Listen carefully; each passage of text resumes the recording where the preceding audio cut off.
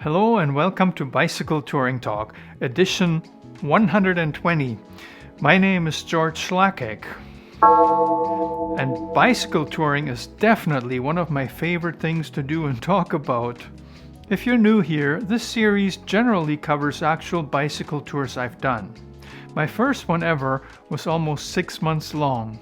It's covered in the playlist Destinations Are Fake, which was named after the book I wrote about it. It spans episodes 1 through 39. Episodes 30 through 56 are in the playlist Destination Central America. That one's all about a tour I did in 2013, starting in Cancun and ending in Panama 3 months later. From there, it goes on with the playlist Bicycle Tour, Canada Coast to Coast, which goes all the way up to episode 119. You will also find a playlist titled Destination Canada 150, and that one covers the same tour, just not quite as detailed. You won't see me telling the whole story. That was my first attempt at documenting a tour here on YouTube. I'd like to think that my videos have evolved a bit since I first started making them, but I'm also fully aware that there's still a lot of room for improvement. When I first started touring, all I had to share were photos, and they weren't exactly all of the highest quality. Today, I'd like to talk about what I've learned about making bicycle touring videos and why it's important, and what I'd like to do differently in the future. Let's start with one key distinction. Bicycle touring by itself is always an awesome adventure. Making bicycle touring videos is an entirely different activity, and it doesn't come by itself, even if you roll across the country with 2 or 3 cameras running on and off. When I first started bicycle touring, I was just discovering the potential of a bicycle for travel. Quite honestly, it blew my mind. I had ridden bicycles all my life, but had never even done an overnight. Then, after my divorce and quitting long-distance trucking, I was at a crossroads and looking for new adventures. It was thanks to someone's online blog that I became interested in traveling by bicycle. As a former highway driver, I had seen plenty of roads and places all over the US and Canada. But in reality, much of that was very similar. Highways, truck stops, and industrial parks. The problem with an 18-wheeler is that you simply can't take it places it won't fit. If you love adventure, trucking might be okay for a while, but it'll get old, boring, and draining soon after that. Bicycle touring, however, might be the perfect remedy, but many people never even consider it. I became hooked on cycling, trying to save money on gas in Greater Toronto. Conditions there weren't great around 2009, but I liked the slower pace and how good each bike ride made me feel. When I first decided to go to Mexico on a bicycle, it seemed like a crazy idea, but it excited me. At that time, YouTube wasn't on my radar. I didn't even have a cell phone, let alone a video camera. That's why my earlier bicycle touring videos are all built around photos that I didn't take for anyone but myself. I wasn't even aware of the possibility of sharing the adventures with a large audience. Sure, there were blogs and websites like Crazy Guy on a Bike where enthusiasts share their stories even to this day, which is great. But I wasn't even ready for that at the time. It was through watching the late Iohan Gueorguiev that I became interested in documenting my tours for a larger audience. If you've never seen any of Iohan's videos, I encourage you to check them out. This guy had a gift. He communicates with people and animals he meets along the way with great ease and manages to capture it in his videos, which are a pleasure to watch.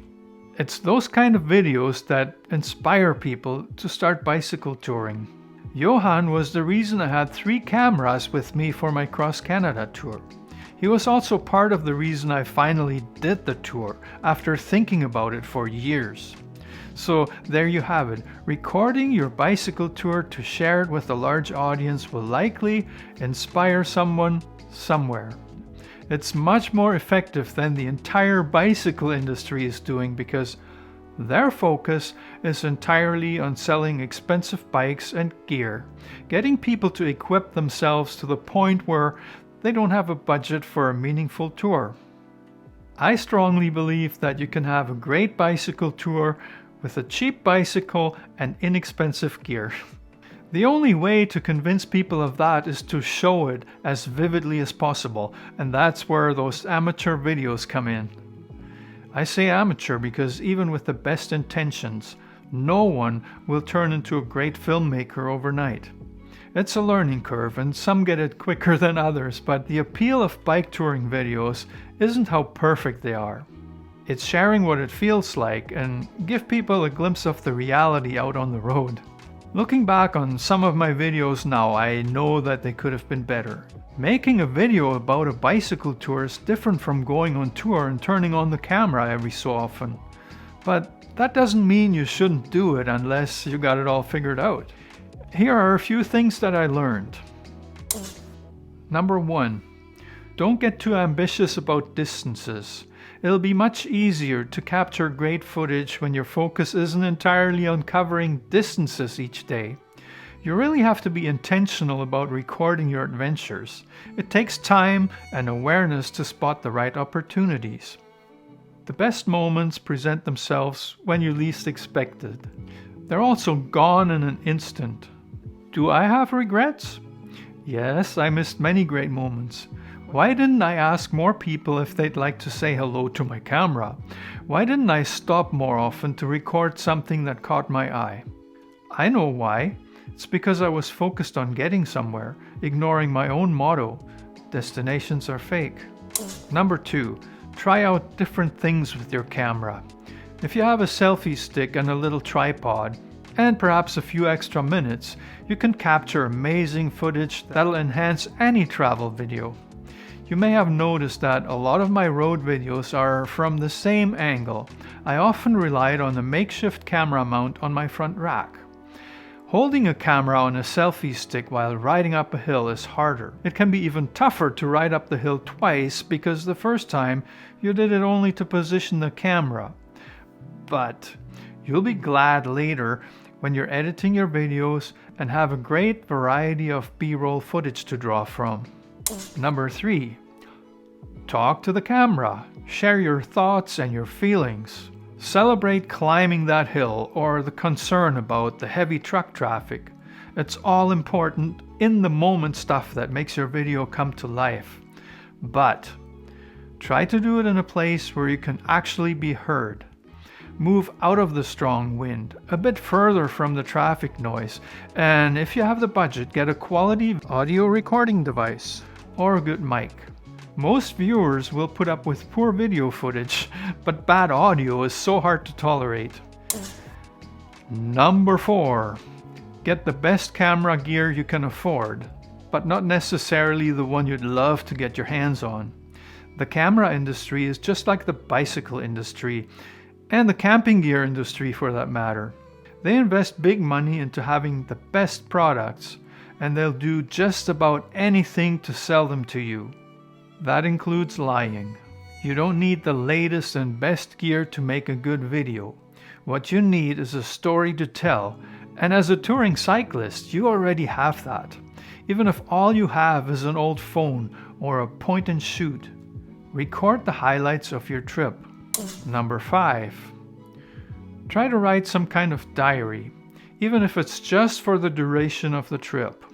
You will probably end up with a lot of footage, and a written record will help you later when it comes to putting the footage together in the right order. It'll literally allow you to relive the adventure and tell it the way it happened. There you go, those are my 5 tips on making bicycle touring videos. Now, let me ask you, did I miss something? Perhaps you have a few tips to share as well.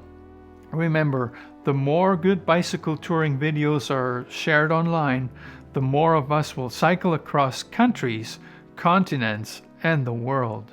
This can only be a good thing. I hope you found this video useful. Please let YouTube know too by hitting the like button. Next week, I'll tell you about the camera gear I used during my cross-Canada tour, and perhaps a bit about my current gear, and of course, what I'd like to have when I become a big YouTuber one day.